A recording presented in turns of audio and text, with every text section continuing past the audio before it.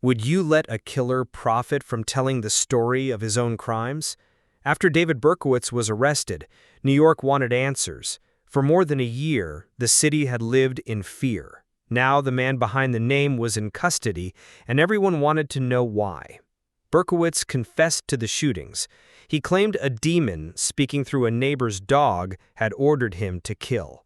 The story shocked the public and fed the idea that the son of Sam was almost supernatural. But later, Berkowitz reportedly admitted the demonic dog story was not the real explanation. And that may be even more disturbing. Because without the demon, without the myth, without the horror movie mask, what remains? A man who wanted power, a man who wanted attention, a man who turned fear into identity.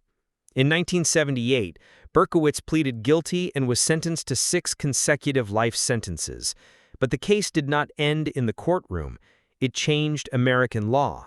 After reports that Berkowitz might profit from books, interviews, or movie deals, New York passed what became known as the Son of Sam law. The idea was simple. Criminals should not get rich from the crimes they committed. That law became part of his legacy. So did the media obsession. The Son of Sam case became a turning point in true crime history, not only because of the murders, but because fear, publicity, policing, and celebrity collided. This was not just a story about a killer. It was a story about a city under pressure, a media machine hungry for headlines, a public desperate for explanations, and a criminal who understood that attention could make him feel larger than life. That is the warning hidden inside this case. Evil does not always hide in darkness.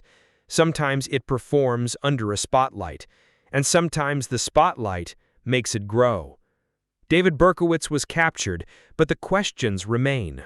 Why do societies turn killers into legends?